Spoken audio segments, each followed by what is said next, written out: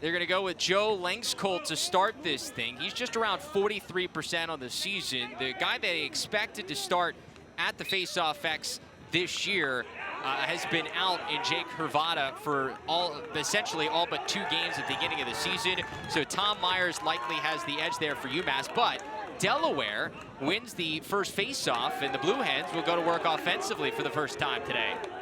Well, nice job by Langscolt to get the ball away from the faceoff X, where UMass really has the advantage. He wants to keep that ball away from Myers as much as possible and make it a 50-50 anytime that he can. Offensively, the party starter for the Blue Hens is Charlie Kitchen, number 6 in blue. He works now from X for the Blue Hens offense. Leads this team with 33 goals, 24 assists, and 57 points this season.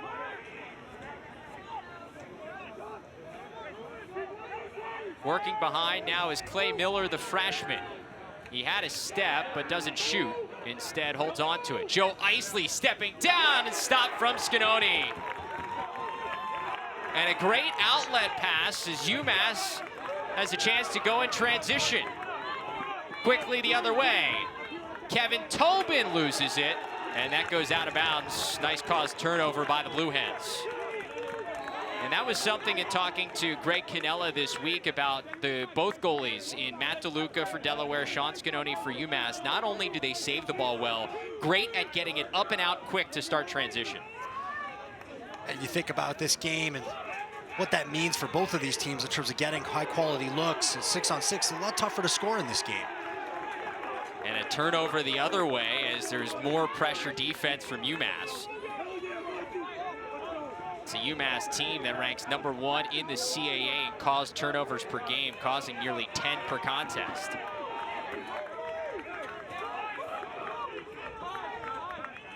And the Minutemen going to settle some things down here offensively and get Jeff Traynor on the field for the first time today. Honorable mention All-American, number 14 in gray for UMass last year. Already over 100 career points as just a junior. Traynor from way downtown testing DeLuca, back up there for Gabriel Prosick.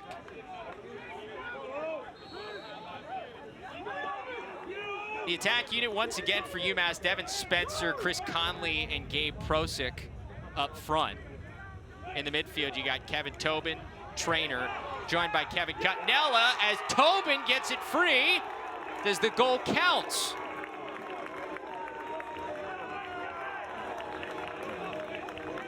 Definitely got a flag on the play here. I believe it does. Goal is good for UMass. 1-0 Minutemen. Oh, you're right, Travis. You're looking for the hands up from the officials there. Where is it? Come on. Wanted to tuck it over for a minute, but that looks super clean, and great job by Tobin to capitalize. We're seeing the weather playing a little bit of a factor here. A couple of guys going down. That's just simply an overcommitment right there by our Delaware defender, Brunner. But you know, I've seen a couple of players already slipping a little bit, and guys are going to have to make that adjustment in this first quarter. Some heavy rain came through Amherst just prior to the game. One of the reasons why this game was pushed back about 25 minutes, supposed to be a 5 o'clock Eastern start. Warm-ups were delayed because of some lightning in the area. But it looks to be, in looking at the radar, maybe some rain throughout the game, but it should be good and clear, knock on wood, throughout this contest, with the exception of a few rain showers. Another face-off win. That penalty was wiped off with the goal. So Delaware goes back to work, back to even strength, down 1-0. Well, of course, Travis, both teams have to play under the same elements, so rarely is that much of an advantage unless someone just really embraces that cold weather. And we've seen that both of these teams have a good amount of grit on their sidelines and the guys that they're putting out there on the field.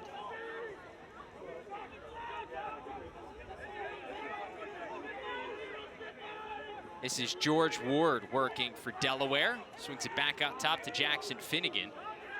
He had a couple of points against Towson last week in the loss. Senior from Concord, Massachusetts, playing back in his home state.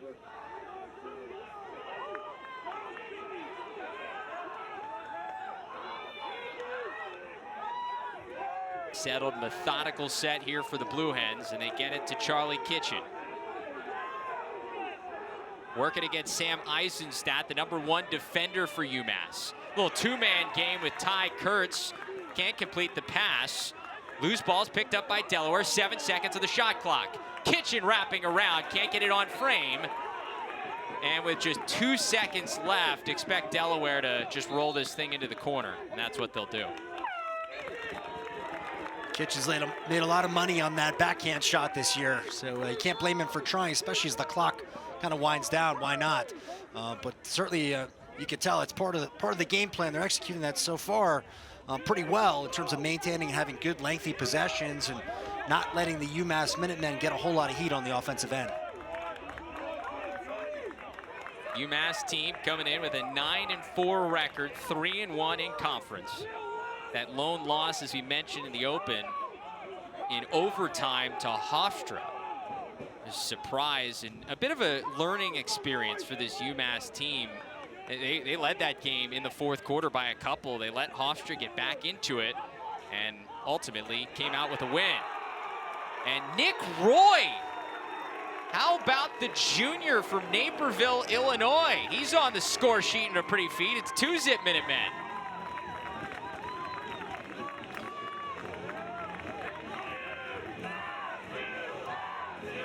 This is great looking team ball out of the Minutemen here.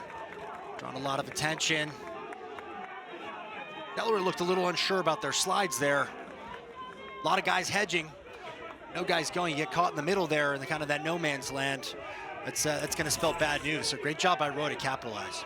I asked Coach Cannella about Roy this week, and he scored his first goal of the season last week against Fairfield. Hasn't played in a ton of games, but Coach has really liked his ability at practice, has been a big-time scout team guy for this team throughout the season, and now is finding his way into the lineup, providing a little bit more depth on that attack unit. Well, this is that time of year when your depth really starts to shine, right? You've got guys injured, any number of factors playing into that for these teams, and their reality is all these teams have great players on their sidelines. It's just a matter of giving them that opportunity and then that player stepping up and embracing the main stage. Off the face-off win, a dive and a push, and it ends up behind the cage and scooped up by Austin Haynes. Quickly the other way for Delaware, as Ty Kurtz sends it back to Charlie Kitchen.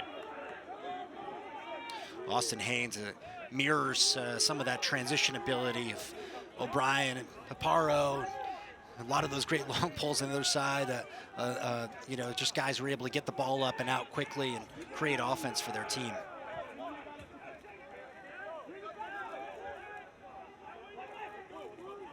This is Dean DeSimone, the midfielder for Delaware.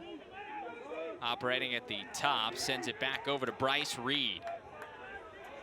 Part of the starting midfield unit for the Blue Hens. They don't go terribly deep in the midfield for Delaware. You're going to see Reed, Clay Miller, and DeSimone for most of the game. Kitchen's got his man caught up. Still plenty of time on the shot clock as well to wait this thing out. Gets it out front, shot sails wide. Back up goes to UMass. Eisenstadt won the race. Eisenstadt using that big stride to outrun his man there. Great heads-up play. That can be a good momentum shift for your team. Not that UMass needs it so much at this point, but certainly pumps a lot of life into your team when you see those hustle plays. Eisenstadt, a guy who doesn't get the notoriety of Isaac Paparo because of what Paparo has done throughout his career, but he's gotten the #1 assignment throughout this season for UMass defensively. And that's a huge assignment, you know, and oftentimes you don't hear your name a whole lot because you may be doing a great job, and so there's not a whole lot of action on that area of the field. But the guys in your locker room know that, the coaches know that, and ultimately that tends to show up on the scoreboard. Turnover for UMass. I think it's so interesting because the perfect example is Tucker Durkin in the pro game. He doesn't lead in any statistical category. He's not causing the most turnovers or scooping up the most ground balls. You just don't hear his name because his guy isn't scoring. Right. It's a great example. I was enjoying that clip of Durkin and Gutterding just going at it at GLE. That's when you do hear his name. Yep. He goes to town on Justin Gutterding last year. And that's why a lot of guys don't dodge against him. This is true. Very painful experience. Good luck to PLL players now having to go up against Tucker.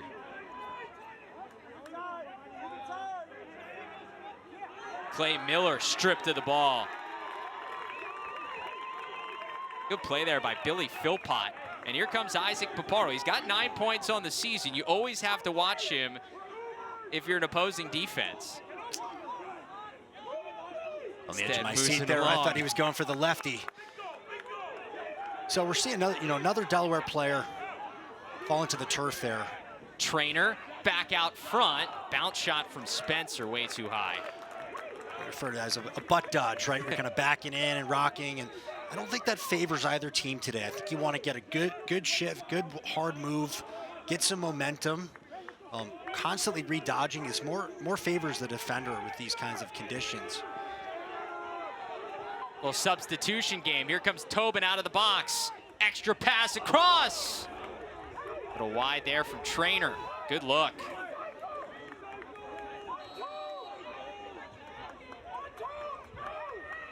Couple of good early looks and still 30 seconds left on the shot clock for UMass.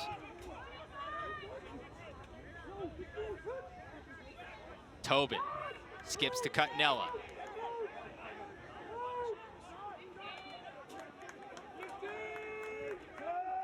Chris Conley working for Max.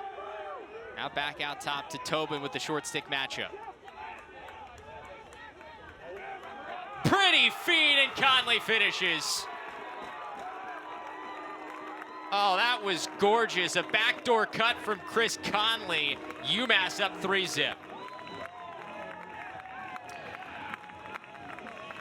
You see Conley go right over to Tobin to give him a pound there, to thank him for creating that play. Tobin does a nice job just selling out here, going hard underneath and drawing the slide and getting taken down to the turf. And Conley with a beautiful dive, just kind of launching himself north and tucking it back in. What a start to Chris Conley's collegiate career. He has a point in every game he's played, now as a sophomore. That's now 59 points this season, coming off a game against Fairfield where he put up 8 points, including a career best 6 assists last week.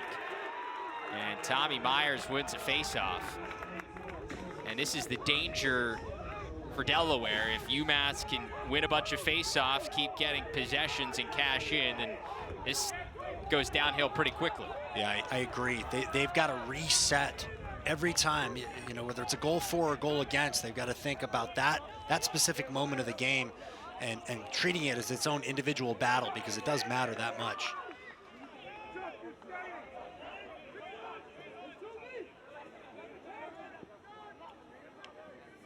Philpott dodges down the alley. Skip back out top to Roy. Seeing some extended minutes here early for UMass. Tobin again. Excuse me, not Tobin. That was Charlie O'Brien.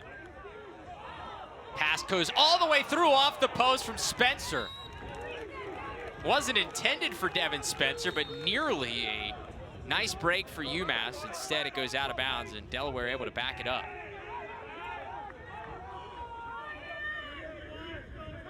Get another look at this. Intended for Prosic there on the near side. Matt DeLuca, goalie's best friend, the post, right? Yeah, that's right. Well, and that's the best way to beat a goalie. But both of these goalies, for that matter, take up a lot of the cage, is they get them moving across their crease, and that one kind of inadvertently. But that's a great way to create good opportunities on great goaltenders to move them off of their arc. Dean DeSimone gets the short stick matchup with Philpott. Moves it along to Kitchen. One more pass. It hit something hard and bounced out. Good look for the Blue Hens, but still can't cash in. Here's Kitchen again. Draws the double team. There's no shot clock reset, so that must not have gotten through to Scanoni. Under 20 seconds on the shot clock for Kitchen.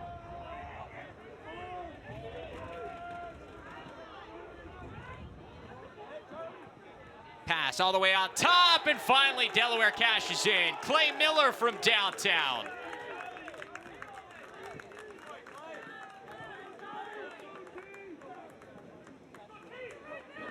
Great look through here to Miller, and I think the shot selection is equally as good. Kitchen, no stranger to that position, having his defender hung up and playing quarterback. As good a scorer as he is, also a great assist man. And Miller did a great job shooting back across Scanone's body, which is a very hard adjustment for a goalie to make. Charlie Kitchen adding to his team high 57 points. Came into this game number 5 in the conference in points per game. Excuse me, number 4 in the conference points per game. But Myers wins the faceoff. Got to get out a little bit of trouble, and he does.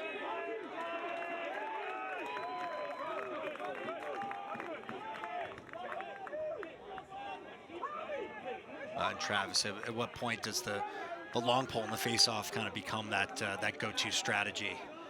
Saw it a lot last week against Townsend for Delaware. That shot on the run, saved by DeLuca.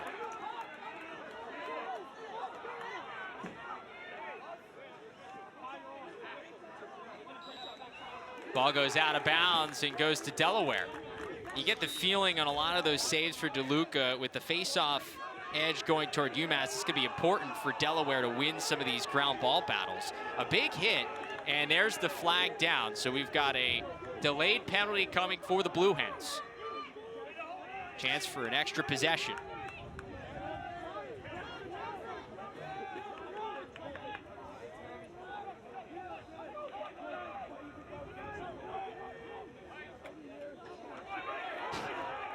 DeSimone had it taken away there.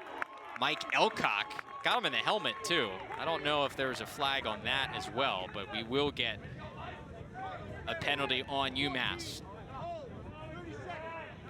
Got a 30-second call that a gentleman's hold. brush.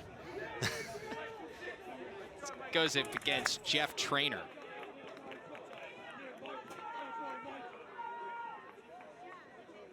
And yeah, he was going for the over-the-head check. Maybe aggressive, a little aggressive for the offensive midfielder. Yeah. Oh, these UMass guys, they're no stranger to the weight room. I mean, these guys get after. They're gritty, blue-collar kind of team, and they like to play some physical ball. First man up for the Blue Hens of the night. Kitchen from up top, stopped by Scanone, resets the shot clock. Still a few more seconds on the man up.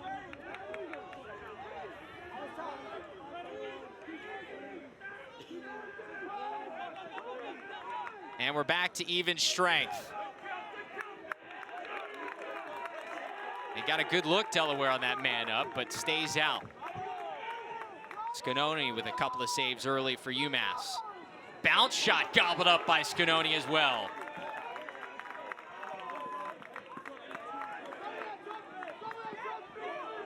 That's so key for both of these goalies. When you get some early stops, the momentum just seems to build confidence-wise. For sure. Interesting, though, the last couple of skip bouncers on both ends of the field, neither goalie could control the rebound, which speaks a little bit to the wetness. So it's not a bad day to shoot some low bouncers. May have some irregular bounces these guys aren't used to. DeLuca, for one, on that last save, he's usually used to scooping those up and turning those into fast breaks. Scanone, great job just eating shots on the other end. About a 15-second differential between the shot clock and the game clock here down the stretch of the first quarter. So UMass can hold for one good shot. It would give Delaware a little bit of time in the back end no matter what happens.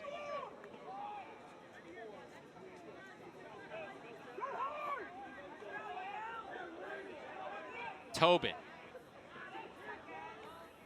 Sent behind to Conley. His pass couldn't get through the defense. Scooped up by Haynes. Still plenty of time for Delaware.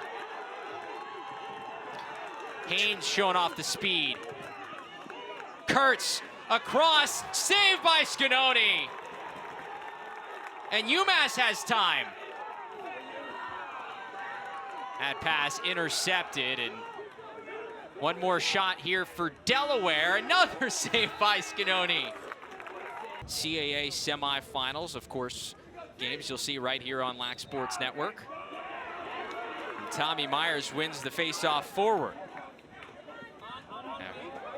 Another faceoff win for the Minutemen.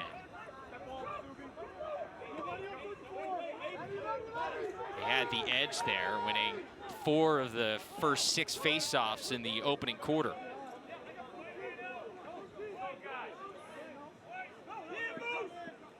So interesting with Kurtz and Prosick, both guys who didn't play a ton of field lacrosse throughout their younger years, playing a ton of box, and have been able to develop and transition those skills to the field game very easily.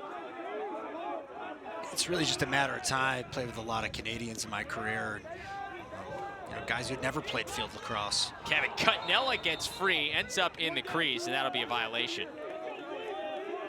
Delaware has such a great legacy of Canadians, starting with John Grant Jr.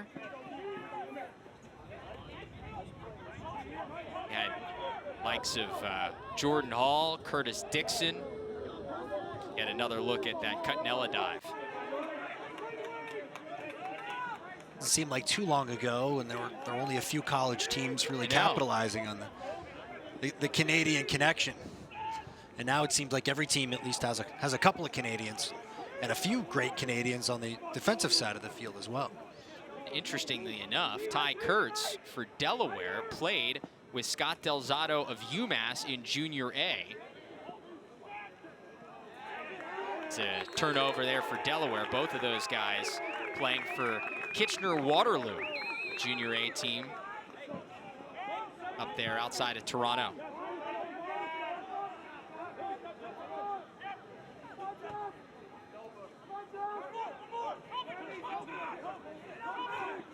UMass able to get it over the midfield stripe in plenty of time and get the clear. Tobin had a step there, takes a shot and finishes. Some high heat from Kevin Tobin.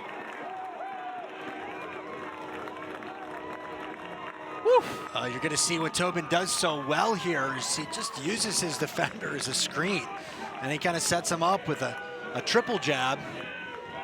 Might have even got an extra 2 steps in there. His feet were moving pretty quick. Just got his defender turned inside out. Just popped one off his shoulder. I'm not certain that his defender realized that. Sider realized that how shallow he was in the defensive end. And that's what Tobin recognized so well. Certainly on his island, he could probably made that move 5 yards earlier. Still had a decent look on the cage. Really almost looked like it caught DeLuca off guard. Yeah, I don't even know if DeLuca got a clean look at that. Another face-off win for UMass.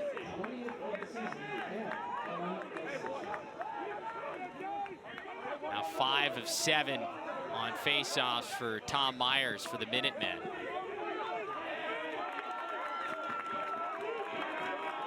Another possession for this offense.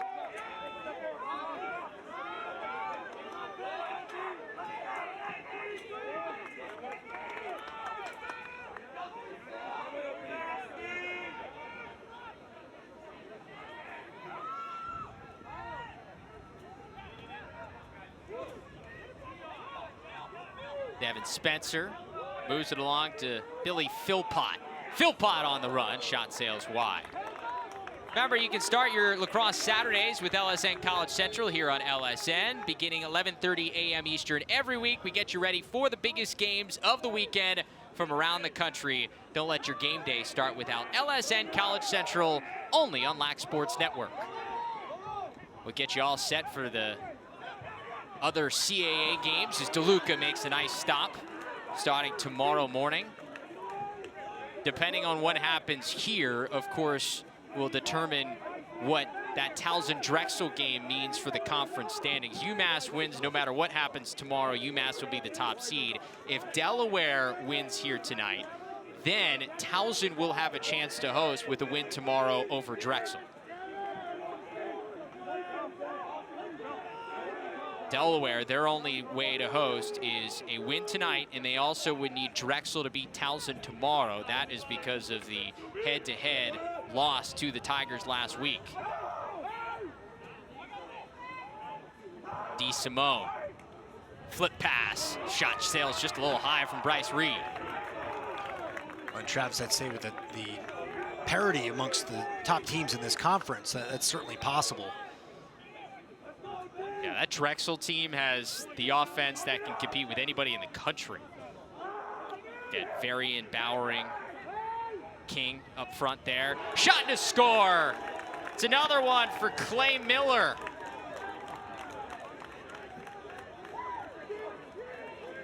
Well, Miller's really liking this top left corner on Scanone. So just another great job. You see a little hitch move out of Scanone, just stepping around his defender. Not that much unlike the shot we saw on the other side of the field. Different field position, but again, using that approaching defender as a partial screen, which is a great strategy. We have two great goaltenders that you're shooting on. You know, keeping them from getting a really good clean look on that is to your benefit. Give the assist to Dean DeSimone. Got a scrum on the face-off. And the ball will go to UMass. That's a tough break. You finally get a 50-50 ground ball if you're the Blue Hens, and you get called in the open field for a violation. Yeah, Delaware's got to look at other areas of the field where they can be better than 50%. Tobin gets his step, saved by DeLuca. Tobin has really showcased the speed here early on, dodging.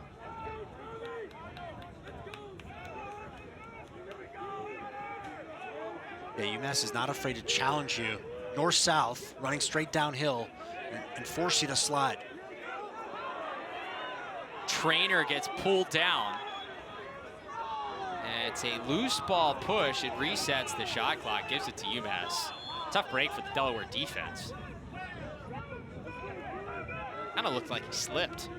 Little slippery there.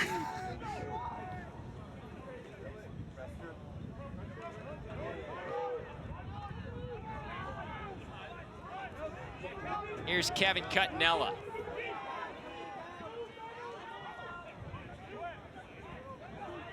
Back out top to Trainer, stopped by DeLuca. Might have got some help from the post as well, but it stays out, and here comes Delaware.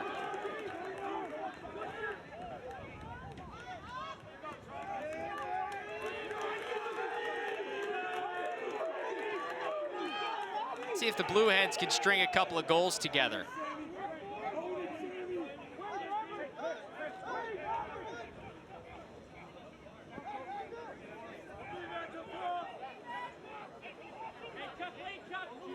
Kitchen with just one assist so far.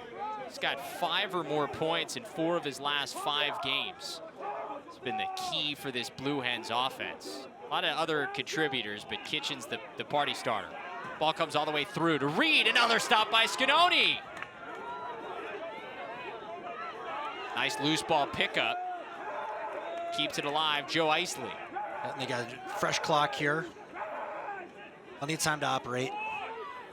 Kitchen skips back out top, a stop again. Scanone is dialed in. 7 saves already. Surprised Miller went off stick low there. He's been making a lot of money tonight, roofing the ball. O'Brien bounce shot. And that'll get some substitutes on.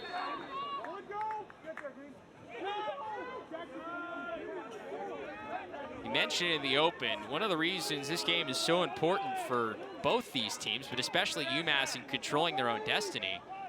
Last 3 CAA tournament champions have hosted the tournament. Towson for 2 straight years in 2016 and 2017, and then UMass last season. Delaware, UMass, Towson all tied at 3-1 atop the standings, but because of head-to-head scenarios, UMass really in control of their own destiny. Does that speak to the quality of fans in the CAA? Yeah, hey, look, Garber Field is not an easy place to come and play. No, it is not. On a nice day, that hill is covered with angry college students. Skip pass across, Spencer just a little off. That was a great look from Trainer.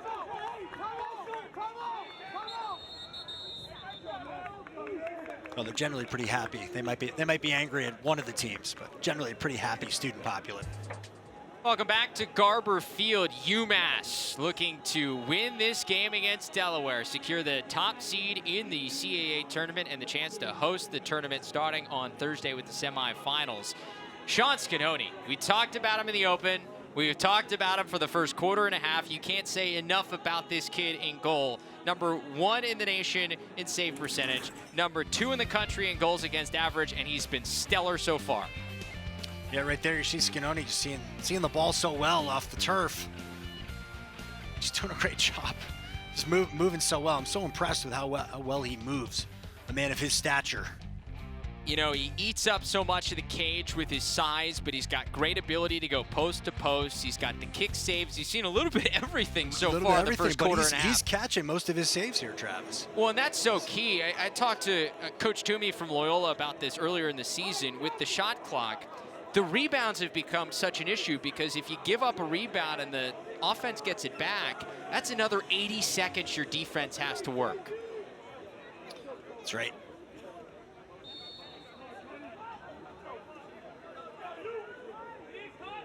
Sean Scanoni with 7 saves so far in this one.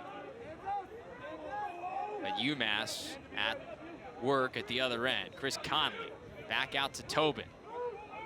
Already got 3 points tonight with a couple of goals and an assist. And the fans wanted a flag and they get it. Here's the home field advantage. The Garber Gorillas.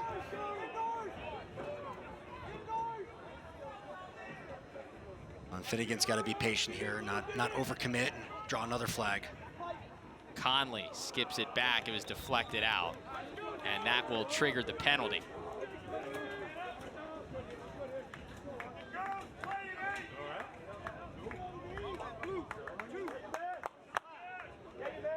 And they get Finnegan there on the slash. It's a 1-minute penalty for Delaware. You see him kind of shaking his head, talking to himself there. He knows better. Typically a free check and not a real high risk for a long pull, but Shorty's ill-advised check at that point on the field. I'm surprised. You're a defenseman. Defensemen usually don't see a penalty that they agree with. I think I've argued with a lot on most of our broadcasts. Trainer to Conley. First man up of the evening for UMass. Conley on the doorstep, and he finishes. 2 goals for Chris Conley in the early going.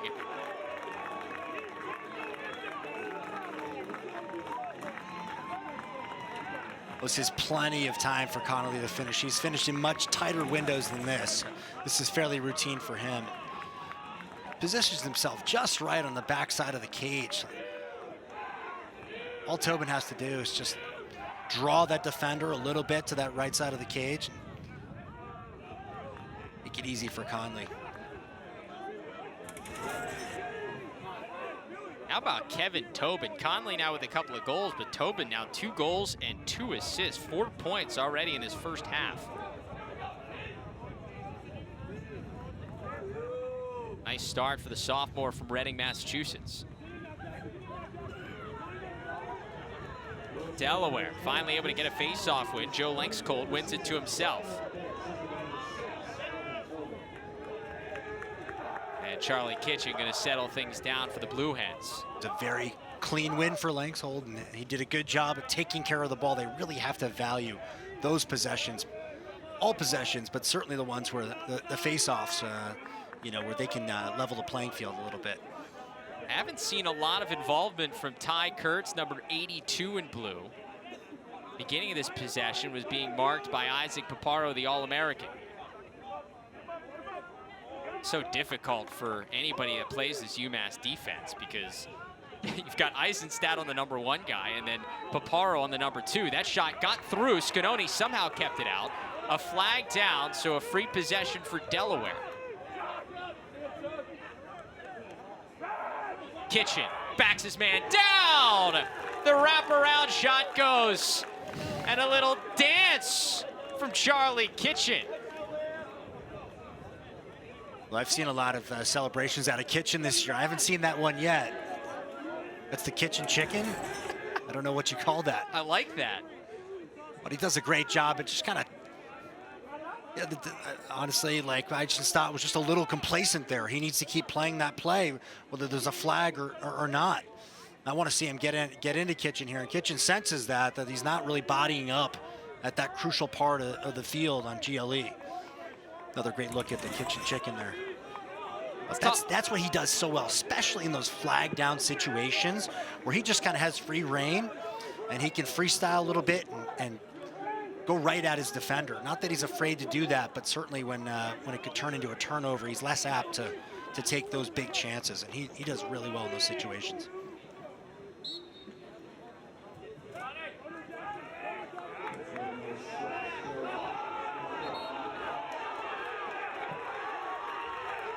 Call on UMass. Nope, call on Delaware there on the possession.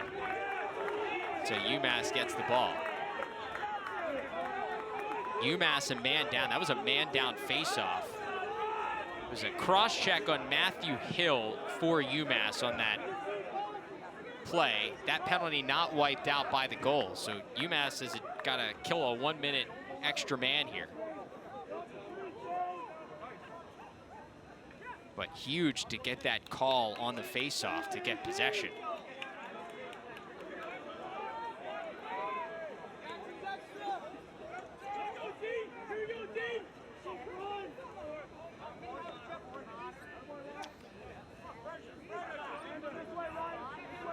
Not a lot of pressure here from Delaware, despite having the extra man. Conservatively, I could see Austin going a little harder on his man, but. And we're back to even strength. Trainer's not a midfielder you want to mess around with.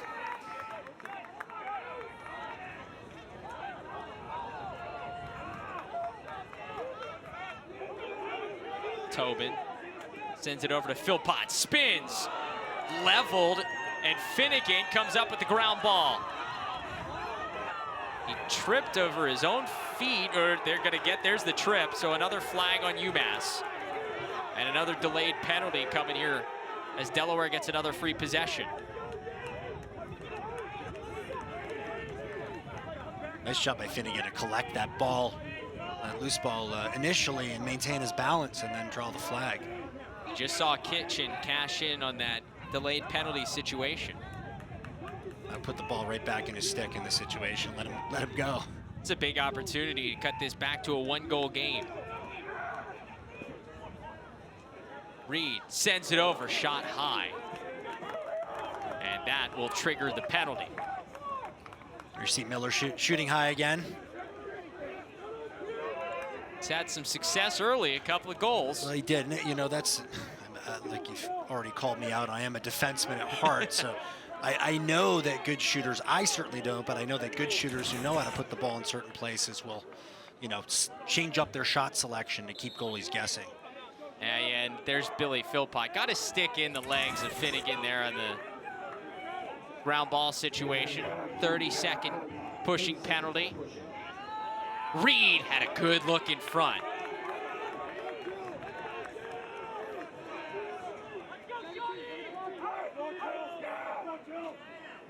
Kitchen. To DeSimone, sends it wide. Still 10 seconds left on the 30-second man up.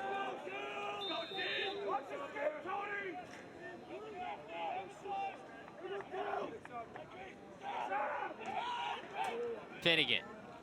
Isley, we're back to even strength. Finnegan from way downtown. Jackson Finnegan's 4th goal of the season, and the Blue Hens are back within 1.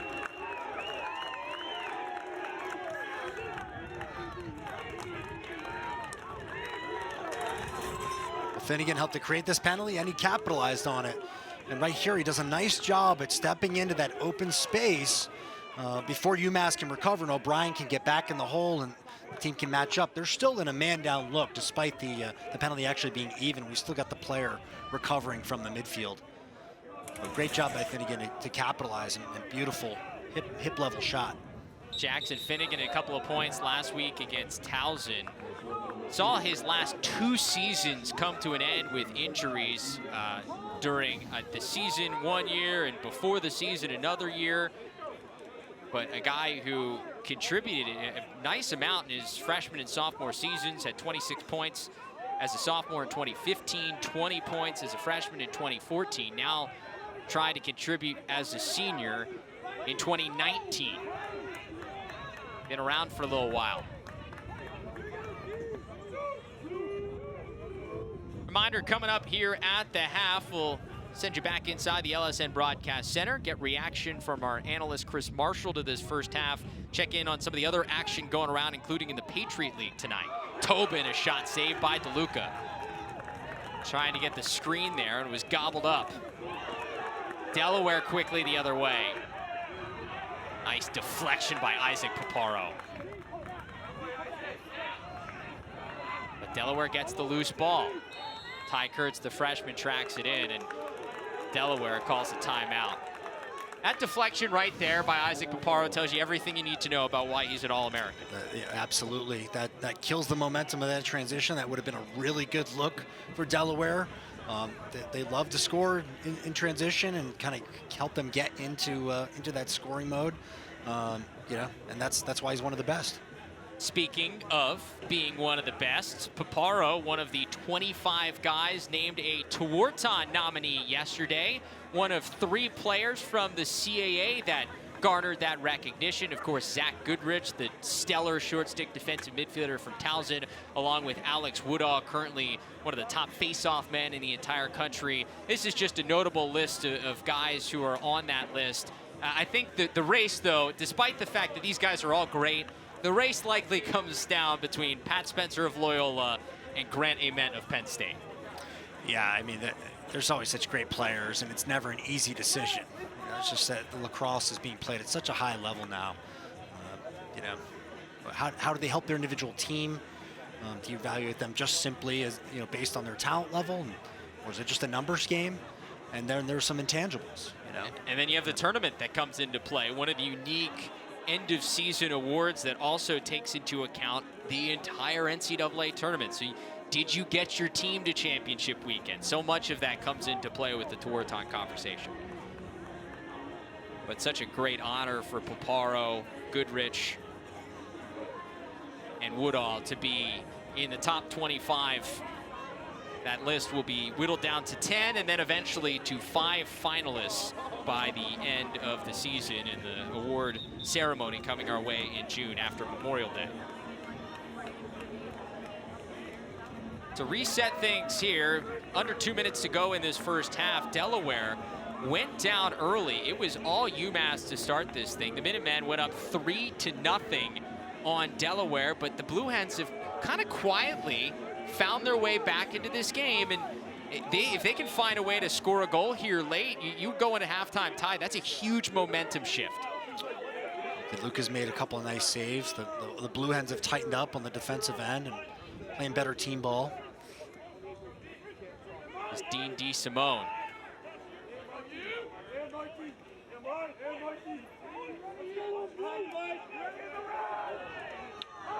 Charlie Kitchen, once again working for Max. Draws the double, and nice takeaway by UMass. It's Elcock. Read the eyes kind of like a quarterback. Had a loose ball in the clear. Isley, great effort.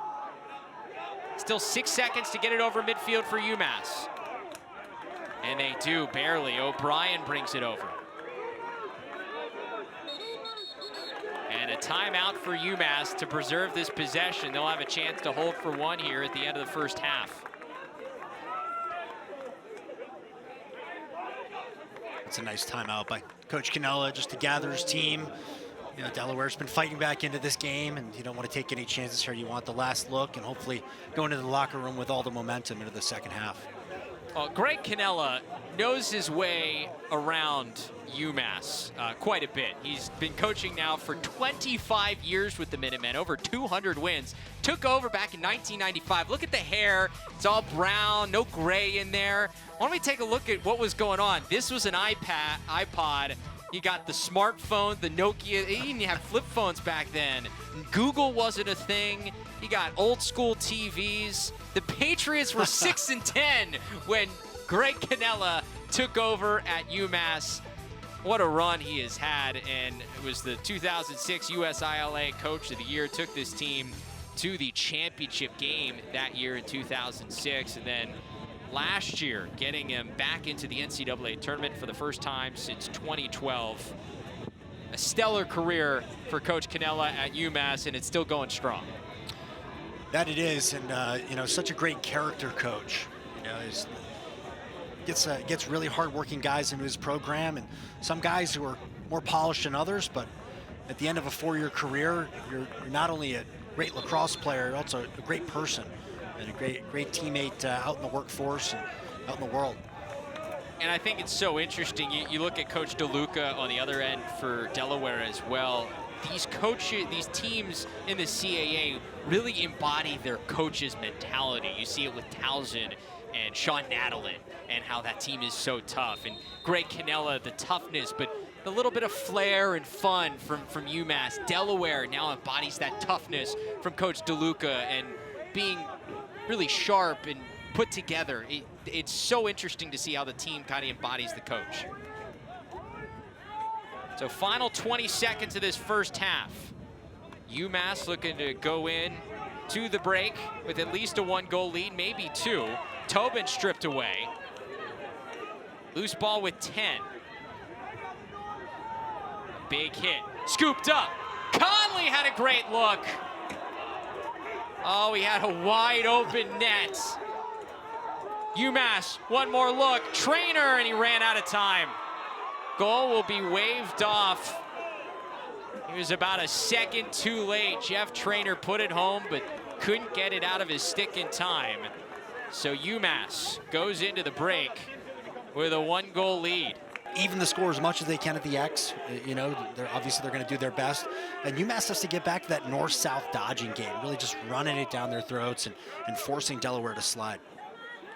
UMass won 8 of the 11 faceoffs in the first half. A huge edge toward Tom Myers and the Minutemen, but the Blue Hens win the opening faceoff here in the second half. That happens every week. Travis Eldridge, Malcolm Chase here with your CAA Game of the Week. As we've mentioned throughout the broadcast, Delaware, UMass, Towson all tied at 3-1 atop the CAA standings. This the final week of the regular season. UMass wins tonight, they will be the top seed. They'll host the CAA tournament. If Delaware wins, then it depends on what happens between Towson and Drexel tomorrow. Delaware would need Towson to lose to Drexel if they want to host the tournament. The Tigers, if UMass would lose tonight, would host the tournament with a win tomorrow against the Dragons. So a lot still to be figured out in the CAA tournament standings. This is Charlie Kitchen, a goal and an assist in the first half for the Blue Hens. Leads this team in goals, assists, and points this year. A little 2-man game with Ty Kurtz. Freshman moves it back out top. Down low to Isley, stopped by Scanoni. DeSimone back to Isley, another stop by Scanoni. We got a fresh shot clock, and Kitchen goes back to work. A couple of huge saves early for the All-American candidate. Nice job by Kitchen kind of settling it down here. Don't want to get drawn into that chaos too much, especially where they have that full shot clock. And as we were discussing. Isley sneaks one by. Excuse me, it's Clay Miller. A hat trick for Clay Miller. And finally able to solve Scanoni here to start the second half. Well, this starts with Kitchen being patient, which, I think he's really developed patience over the course of the season. Maybe earlier on in the season, he would have gone right to the cage after those 2 rebounds and backs it out, plays quarterback, does a great job at finding Miller over the top there. Miller just did a great job at shooting from different areas of the field. And just like that, we are all tied up for the first time tonight.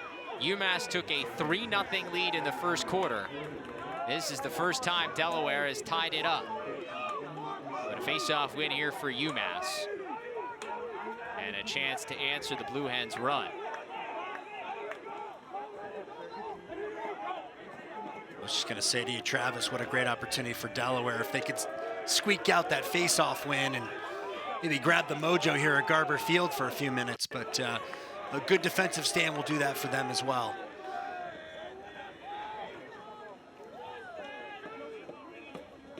Tobin so electric, dodging out of the midfield in that first half. Here's Jeff Traynor still looking for his first point of the night. Sends it back to Tobin. Spins, hands free. Shot a little wide. Connolly there for the backup. Tobin so strong out of that roll dodge.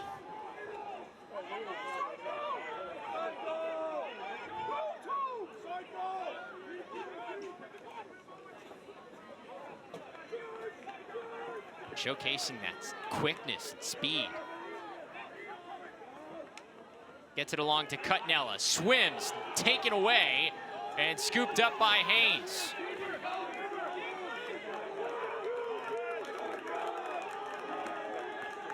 Look, we talk a lot about the UMass defense, number 2 in the country in goals against this season, but Delaware coming into this thing, number 7 in the nation in goals against, both averaging under 10 goals per game against these defenses. And Delaware is showing you why they've been one of the top goal defenses in the country all year. Sure, they've got some great personnel down there with Haynes and Strasner and Grant. A little bit different style than the UMass defense, but under a great defensive, traditionally a defensive coordinator like Coach DeLuca, they play very, very good disciplined style of defense. Ball was deflected and goes out of bounds off of UMass, stays with Delaware. Just 30 seconds left on the shot clock. What a game for Clay Miller, already 3 goals. He sends it behind to Kitchen, who's got Eisenstadt hung up. Navigate, skip pass across, DeSimone, bounce shot, rung the bar.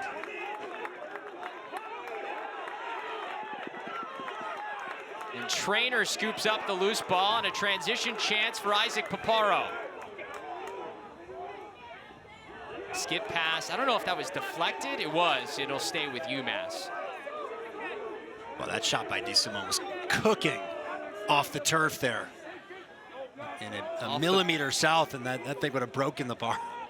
Off the post, then bangs off the turf and just ends up in the stick of Traynor. Delaware still looking for their first lead tonight. Blue Hens already with 10 wins this season. First 10-win season since 2011. They won the CAA tournament that year. O'Brien, nice scoop. And he gets it to go. Charlie O'Brien answers for UMass.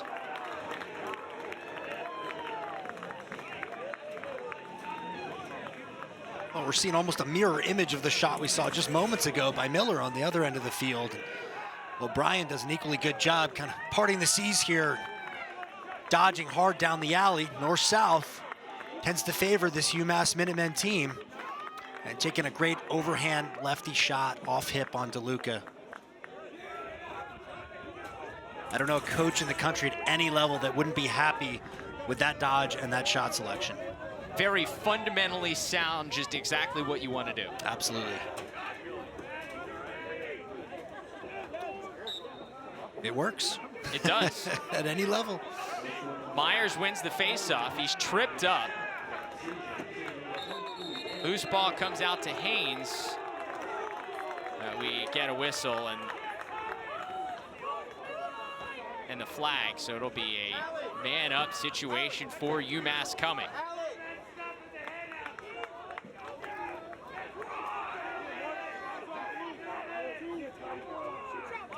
It's a tough break for Joe Linkscold because he just got his stick in the wrong spot. Right. Well, I just it's just his feet tangled up. Yeah, they both got tangled up. I think that's one of those deals where if Myers had made it out safely, maybe they don't throw the flag, and one of those discretionary calls. So another man up here for UMass, able to cash in the first half on one on a Chris Conley goal. Bounce shot rings the bar.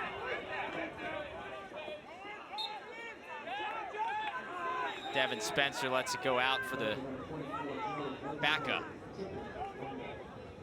A 1-minute penalty.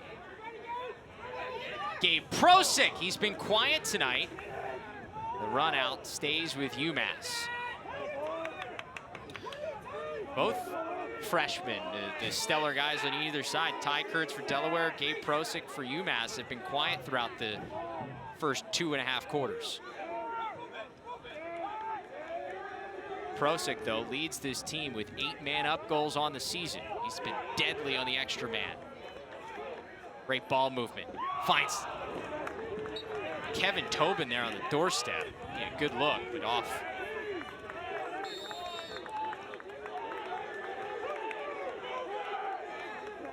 Still some time on the man-up for UMass.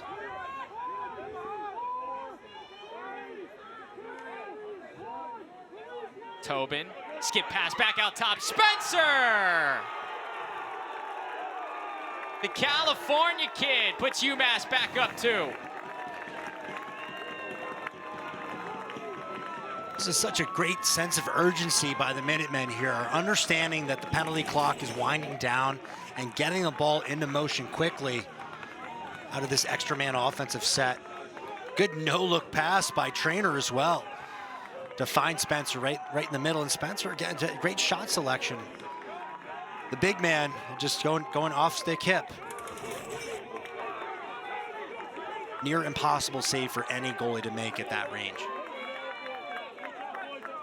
Devin's brother, Ben Spencer, his older brother, also on the team, is a guy who's been stellar on the man-up throughout his career with 18 extra man goals. But why don't we give Devin Spencer a man-up goal, taken after his older brother, the junior from Danville, California. This is a great face-off battle between Myers and Linkscold, won by Myers. Now 11 of 15 at the X. No look pass. O'Brien, the long pole bouncer. UMass getting it going in transition.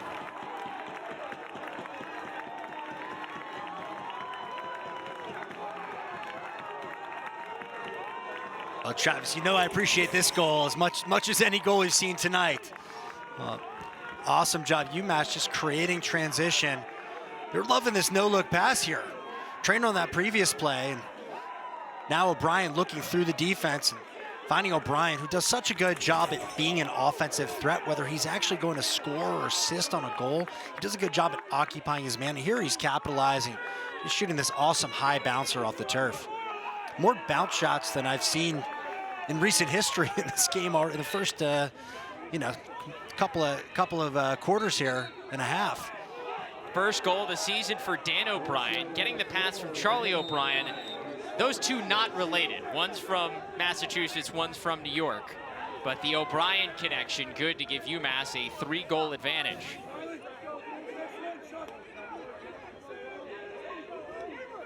Delaware finally wins a face-off, so a chance for Charlie Kitchen and company to answer. Pulled this thing back even at 5, but UMass with a mini 3-goal run here to go right back up 3.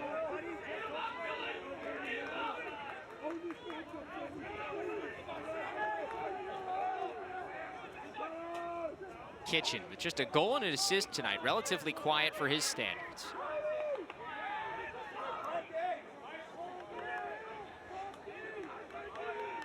Here's Bryce Reed. Bouncer goes! Another bounce shot. And Delaware pulls back within 2. Bringing the bounce shot back.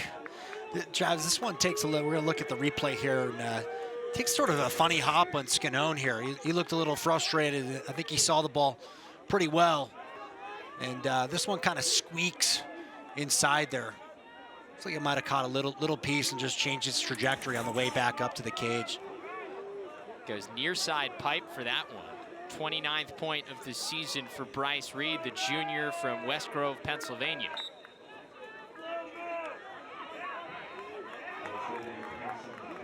That's the problem for Delaware as they try to get right back in this game, as the face-off edge continues to tilt toward UMass. It's been tough for the Blue Hens to win 2 consecutive face-offs in a row.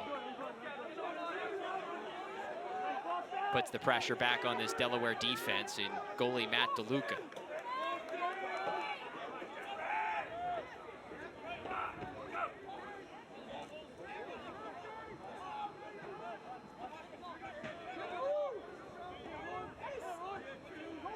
It's Nick Roy back in there, number 1 in gray for UMass.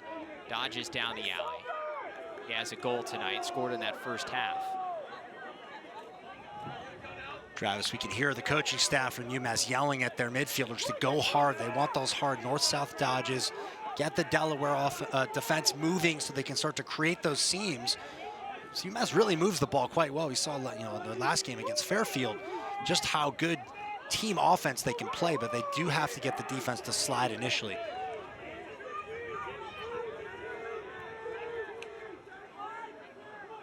Sent behind to Prosic. Trainer sawn the whole way by DeLuca. DeLuca tracked that one nicely. The trainer almost had too much time to let that go, and that ultimately means more time for DeLuca to track the ball. 8 saves tonight for Matt DeLuca.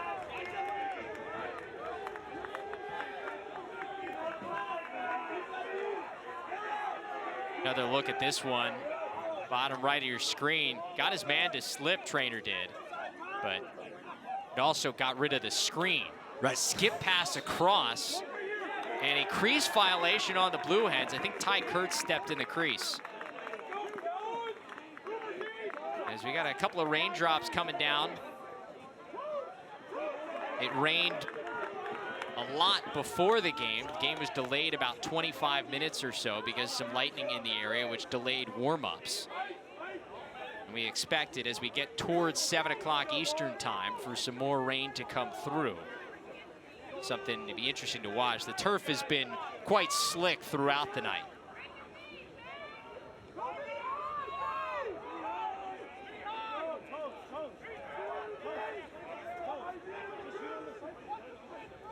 Ben Spencer, the senior, playing possibly his last game at Garber Field if UMass doesn't win and host the CAA tournament here on senior night. Philpott slips down. Still plenty of time for Nick Roy.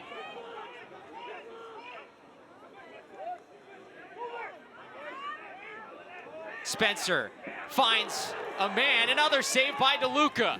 As Conley wrapping around.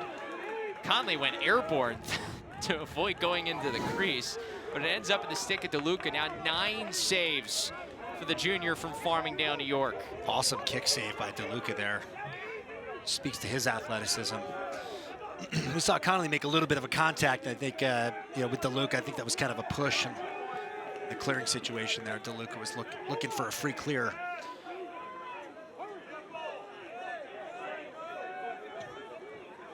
Back and forth we go in this third quarter. He entered the quarter with UMass up 1. Delaware came back to tie it, and then 3 straight for the Minutemen before Delaware got back within 2 just a couple of moments ago.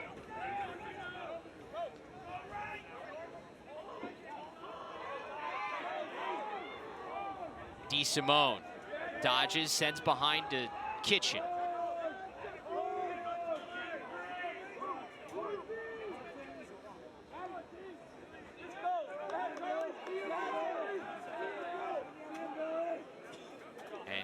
Kitchen gets the switch. Now Kurtz with 5 seconds on the shot clock. Quick stick shots. Did it go? It did. Joe Isley. The quick stick finish. Delaware back within 1.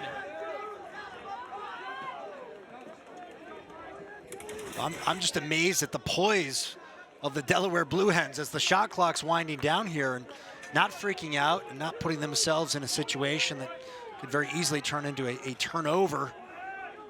And Isley does a great job at cutting behind his man. Again, another bouncer, right? Yeah, the senior captain, just enough of that. And there we finally saw Ty Kurtz, the freshman, get involved. His first point of the night with that assist. Very Canadian finish, the little feed to the crease and the finish there. It's very Canadian of him. You know, Travis, I do have to wonder, you know, as much as stick technology has improved, sticks do bag out in the cold weather. And perhaps that's playing a little bit of role with the shots hooking a little bit more and ending up in the turf and, you know, favoring both the shooters at this point. The water in there. And right. Certainly that little bit of surface of moisture on the top of the turf does affect how the ball skips versus dry conditions. A lot of bounce shots tonight. We tick toward 2 minutes to go in the third quarter. UMass a little loose with the pass and a turnover. Trainer couldn't handle it.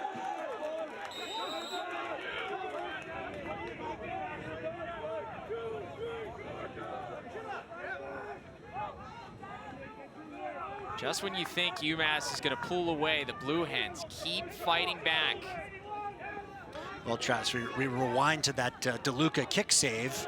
Had that been a goal for UMass, you got a 3-goal differential with under 3 minutes left in the quarter, and UMass may have won that faceoff and could be in complete control at this stage. Yeah, big 2-goal swing when you look at that, and then the finish at the end of the shot clock here at this end.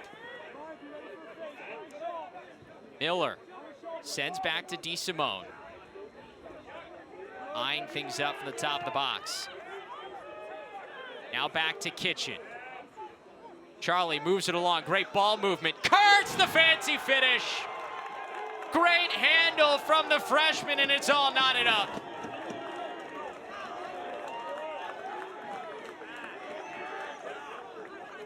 Well, if we're going for big-time plays to decide the Rookie of the Year, I'm going to give it to Kurtz so far. This game's far from over, but this is beautiful, how he dances inside there and just stays calm in the pocket. It's Tom Brady-esque, that level of poise. I mean, Tobin's looking to take his head off on this play here. And that's where playing in box lacrosse indoors in confined spaces with not as much room to operate, that's where his calmness in that situation pays off. No question. One of the many benefits of growing up playing box lacrosse, and that's why so many club organizations in the United States are now adopting box. And you see college teams renting boxes or going to the hockey rink on campus when they pull the ice up and getting out there on the concrete. UMass looking to quickly answer. Billy Philpott thought about it. And with a minute to go in the third quarter, Minutemen can hold for one.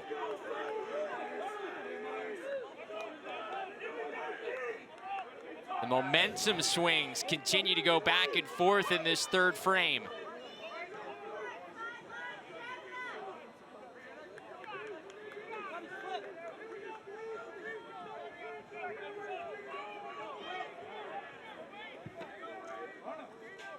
You get the feeling the next goal in this game could be a really big momentum swing,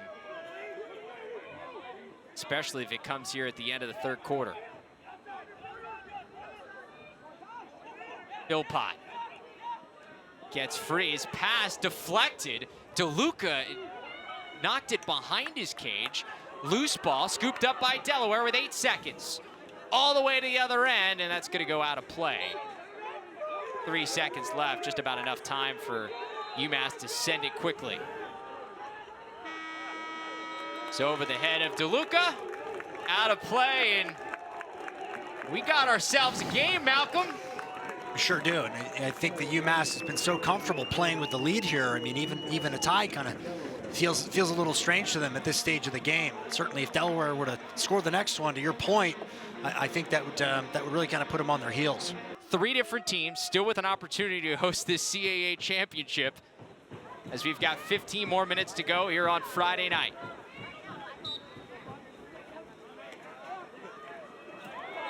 And there's the long pull that Delaware has gone to with Austin Haynes taking a face-off, trying to create a different look for Tommy Myers. And Myers landed kind of awkwardly there on maybe his tailbone. It's tough to tell there, Travis. It's like some type of lower extremity injury. He's kind of pulls up here. Guys have gotten tripped up a lot tonight. So he's walking a little funny there, kind of favoring that side. You see the rain coming down now. It rained heavily before the start of this game. So the turf has been wet throughout, and now the rain coming in, certainly not helping things, but UMass gets a first possession of the fourth quarter. Tobin moves it along to Trainer. Still looking for his first point tonight. Stopped by DeLuca. DeLuca now up to double-digit saves with 10. Quickly the other way, Grant to Kurtz, along to Kitchen, stopped by Scanoni. These goalies living up to the billing. A couple of double-digit save efforts on either end for goalies that are number 1 and 2 in the nation in save percentage entering this weekend. Yeah, good shots on both ends of the field. Trainer with that kind of, trying to get fancy with that twister shot. Delaware, great look through the defense by the defender in transition. Find his teammate on the back door. Both goalies up to the task. In traffic, Reed stopped by Scanoni again. Let's see if UMass can get something going in transition. O'Brien gets free. DeLuca keeps it out. O'Brien went for that same twister shot. Not going on DeLuca today. Tough to squeak that by the big man. I'm sure both head coaches are looking for a settled possession here for their team and that go-ahead goal. Just 3 seconds for Delaware to get it over, and a turnover in the clear. Some effective riding from UMass. Yeah, that's something we haven't seen a whole lot of, those unforced turnovers in transition. Both teams have done a pretty good job despite the weather tonight. So the Minutemen looking to strike first in this fourth quarter.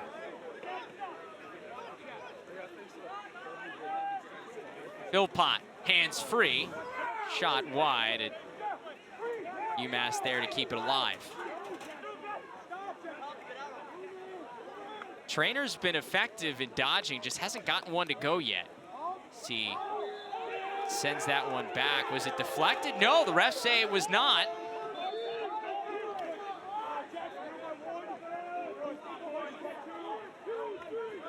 And so another turnover, and back come the Blue Hens.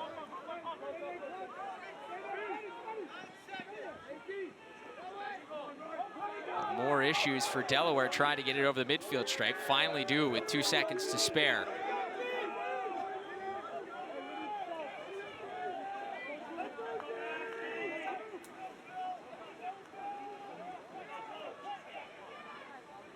Dean DeSimone has got an assist tonight.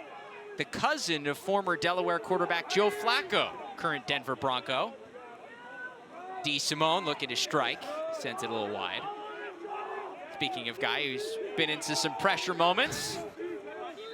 Sure has.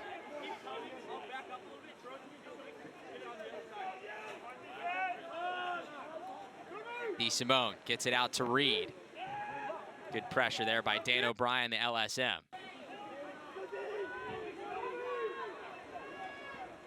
.20 seconds left on the shot clock. Hands free, sent wide. And back up. Stays with the Blue Hens.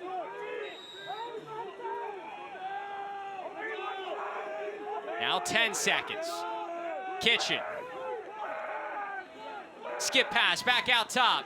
DeSimone, it slipped out of his stick. And the backup goes to UMass. Either way, it was going to be a shot clock violation. And so the Minutemen with a defensive stand. You get the sense both teams realize how big this next goal could be. It feels a little more pressure. Both teams are playing a little tighter, turning the ball over, maybe not making the best decisions with their shot selection. Chris Conley's been relatively quiet, number 10 in gray for UMass, coming off that 8-point effort against Fairfield, including 6 assists. He's got a couple of goals tonight. Ball hasn't been in his stick a whole lot. It's been a lot more midfield-oriented dodging for UMass throughout the night. Remember, Delaware has not led in this game. Went down 3-0 early and has since come back to tie it a couple of times, but no leads for the Blue Hens. UMass looking to keep it that way with under 20 seconds on the shot clock. Diving through the crease, DeLuca, another stop, and the crease violation gives it to the Blue Hens. DeLuca's been doing a great job at keeping that right side down the alley shot door closed. They just can't seem to squeak one through there from that side. Again, I think they're going to have to get DeLuca moving cross cage, either quickly moving it through X or throwing back, as we've seen that they like to do against some other teams. Fairfield, they had a ton of throwback, re-dodge goal opportunities. As the rain falls, these two teams dueling it out.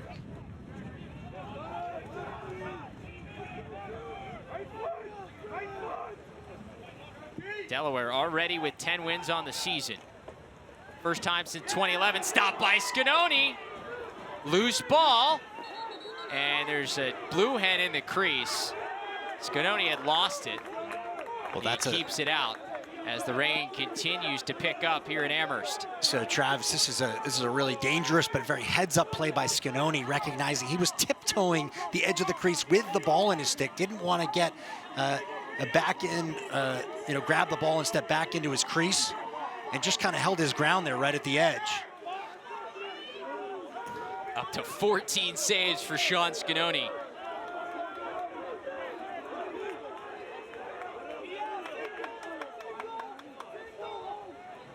Still no goals in this fourth quarter as we're about midway through the final frame.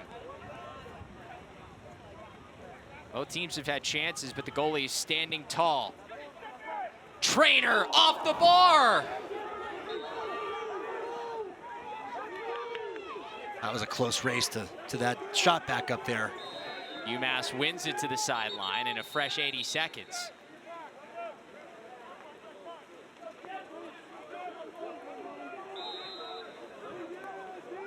And another chance for an extended possession for the Minutemen. Big pick at X. Cutnella gets it back to Conley, backhand finish. Chris Conley showing off the muscles. He's got a hat trick, and UMass is back up 1.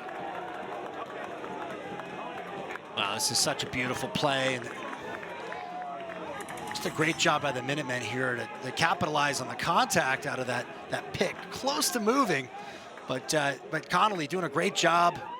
Hopefully this is what the rules committee had in mind when they welcomed the dive back into the game, that we'd see this kind of action, because this is just awesome.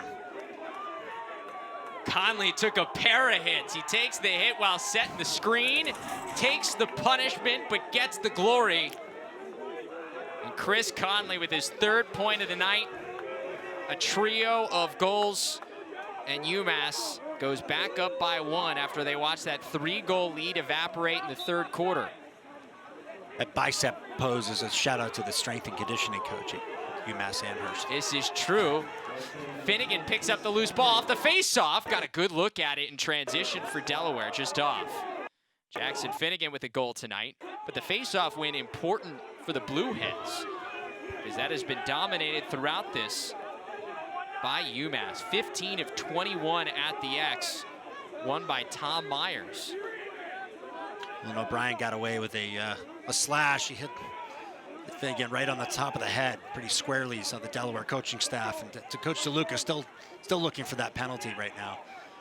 E. Simone skips it back out top from long range. Kurtz off the bar. Either off the bar or off Scanoni. It stays out, but the Blue Hens keep possession in a fresh 80 seconds. Let's see if Delaware can answer the bell once again. Kitchen. I think the ball rings off of Scanoni's shins about the same way it does off the bar. Yeah, big guy in cage. And that shot, Scanoni saw the whole way. It's got to be pretty special to beat these goalies, and Isley not enough on that one.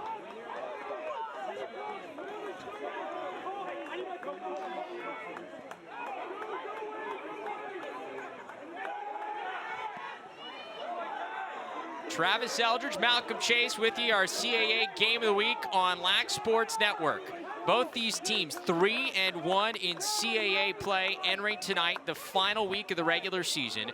They're tied with Towson atop the CAA standings. However, because of the head-to-head win for UMass over the Tigers a couple of weeks ago, if UMass wins tonight, they will host the CAA tournament as the top seed. The CAA tournament coming your way, starting with the semifinals on Thursday here on LSN. Trainer gets free, a stop by DeLuca. Stays out, backed up by UMass. Great strength by Trainer to get his body back on the other side and not fall into the crease. They didn't reset the shot clock, so we're just at 23, and that's what Chris Conley was yelling about, and I don't blame him.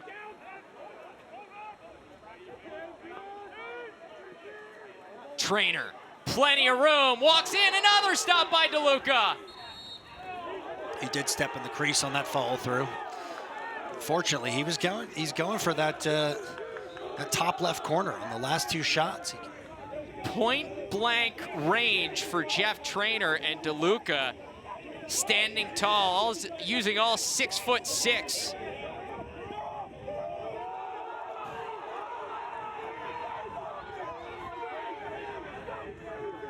All night, Delaware has had answers for UMass. Went down 3-0, came back. Went down by 3 goals in the third quarter, came back. Now looking to do the same in the fourth as we're under 6 minutes to go.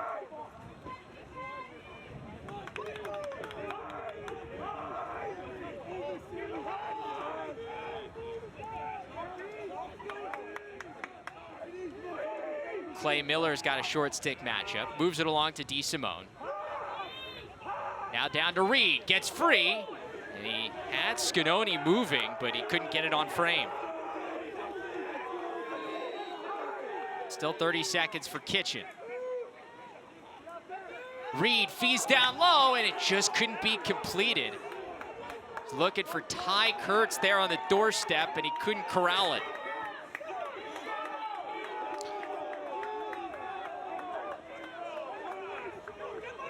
Great job by the UMass defense, getting their sticks in the lane to help make that difficult to get through there.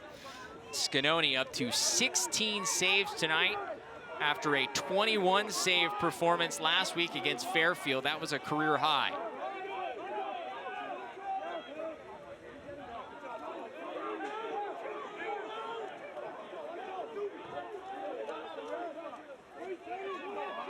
The UMass team, you know, that can go in transition. The other thing to note about them is they also can play settled like this and take a lot of time when they're up late. Exactly what they're doing. Conley moves it along. Philpott, another stop by DeLuca. And that's a fresh 80 seconds, so another chance to wear down some of the game clock here for UMass if they want. Conley intercepted by Finnegan.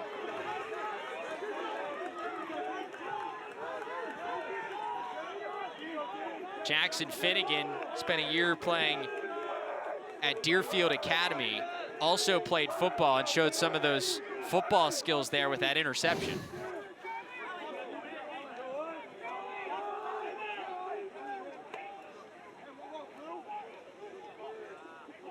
Kitchen's the guy for Delaware. You saw UMass sliding early there. They want the ball out of his stick. DeSimone gets it to Reed, and the ball kind of slipped out of his stick in front. Took a big hit as he got that shot on frame. Kitchen sends it away. Loose ball, a push there on O'Brien trying to fight for it, so it stays with Delaware. They got to make sure that they get the 80 seconds reset. Yep.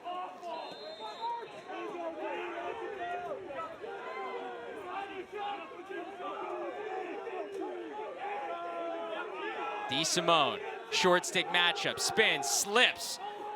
Great handle. by Miller to keep it alive for Delaware. Kitchen wrapping around! Delaware with an answer!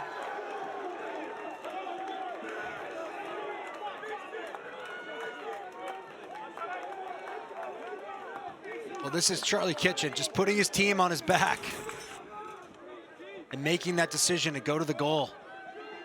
Great little shake there. Just baiting his defender, just freezing him just long enough, knowing that on the back end he's going to create enough separation with that big 6'4" frame to be able to wrap that shot around his defender. Charlie Kitchen's second goal of the night. He's got 3 points. Came into the night averaging nearly 3 goals per game, 2.5. One of the top 5 players in the conference in points per game. And there's no mistakes about it. He is the guy for Delaware, and he gets this thing back tied up. But another face-off win here for UMass, under 3 minutes to go. They continue to dominate at the X. And once again, can take the upper hand. Remember, Delaware has not led in this game. The third time they've been able to tie it back up, but they have not had a lead.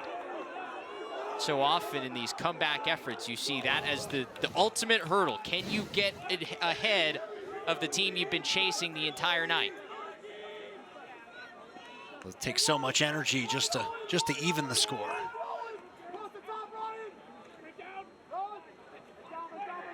Trainer still looking for his first, and he finds it in the corner. UMass goes back up 1.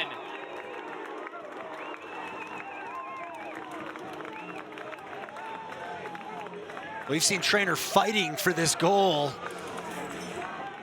all second half.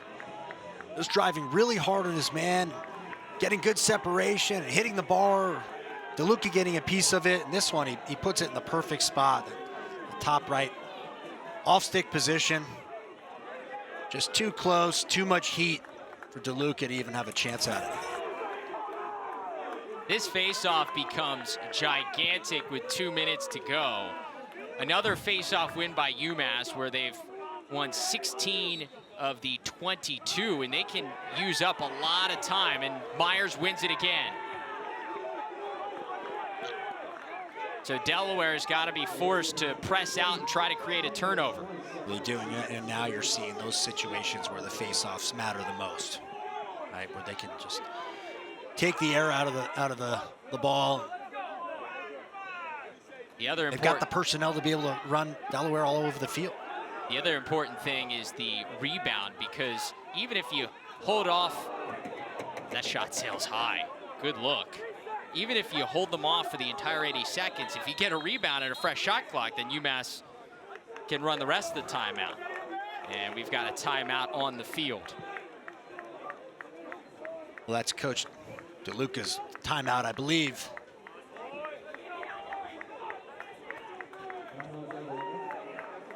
Delaware taking the timeout to talk things over. And either way, I think he's going to put together a strategy to try and get the ball back. Still a good amount of time on the clock there. They have a good enough team to capitalize. They just need to get possession and give the Blue Hens an opportunity. So let's reset what we've seen here down the stretch. These two teams entered the fourth quarter tied at 8, but the fourth slow getting started. First, it was Chris Conley with a great answer, giving UMass the lead. But Delaware came right back, and these are the two guys for these teams. It's Kitchen for Delaware, it's Conley for UMass. Kitchen getting that one to go to tie it back up at 9. But finally, Jeff Trainer has been 0 for everything tonight. DeLuca has had his number until there, finally finding the corner. And you could see the pride, but also the sense of relief there that one finally fell. 0 for 10 prior to that shot falling for Jeff Trainer shooting on the night. That is not the type of game you want in this type of situation. A chance to win and get the top seed in the CAA tournament and host this thing at Garber Field. Not shooting well, but credit to the junior All-American because he kept shooting and finally got one to go. Well, sure, and credit to Matt DeLuca as well, making several great saves. Credit to the post.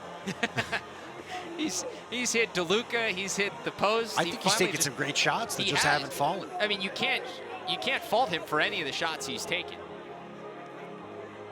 So the shot clock has gone back to 80, which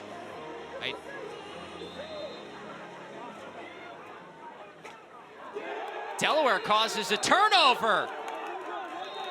With a minute and a half to go, the Blue Hens get it back. And that ends up paying off here. Great timeout by Coach DeLuca for the Blue Hens. So And down now it's one. not take just any shot. It's got to be a good shot. Sean Scanoni, 16 saves for UMass. He has had the Blue Hens number all night. Dean DeSimone sends it behind to Kitchen. Still lots of time on the shot clock and the game clock. Kitchen gets his hands free. Deflection scooped up by O'Brien. The short stick midfielder collided with a couple of Blue Hens. It's still loose. And UMass clears Billy Philpott. Not the best shot for Kitchen. He got his hands tangled up, and now Delaware is in desperation mode. Philpott with the exclamation point.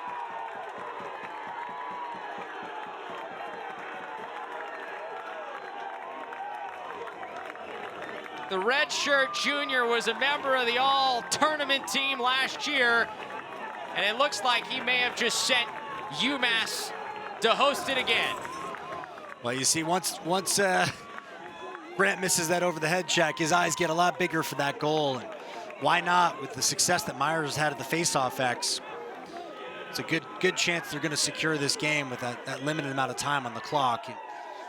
Yeah, that's where it just becomes philosophical, whether you'd have your player run to the corner and just try to run out the remaining seconds on the clock, but that's going to seal the deal. Philpott with his second point of the night. A face-off win by Myers. He's got to get out of some trouble, though. Tommy Myers has been stellar at the X. He just sends it down. Smart move. At least waste some time. DeLuca comes out, makes the play, but just 10 seconds left for Delaware. And that's going to do it. Delaware gave them their best shot. But UMass, the defending CAA tournament champions, they do it again in the regular season. The Minutemen are your top seed. The CAA tournament will be at Garber Field next week.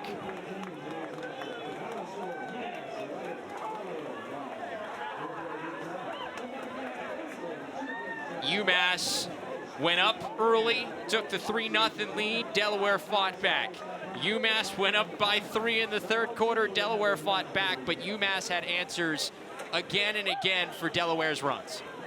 Well, I think it speaks to the toughness of both of these teams, right? One, for UMass to keep Delaware at bay, but for Delaware to keep fighting back into it. Just takes a whole lot of energy, a whole lot of character on both sides of the field to produce a lacrosse game that's this entertaining. Under these conditions, it's all about grit today, so that's got to be a great feeling for the Minutemen at home to seal the deal. So what this means for the rest of the conference, UMass 4-1 in the conference. They are the top seed no matter what happens tomorrow between Towson and Drexel. Delaware now at 3-2. They will have to wait to see the results of tomorrow's game to figure out what seed they will be in next week's tournament. What a performance from UMass on a big stage. The Minutemen, your CAA regular season champs, as they clinch the top seed in the CAA tournament next week.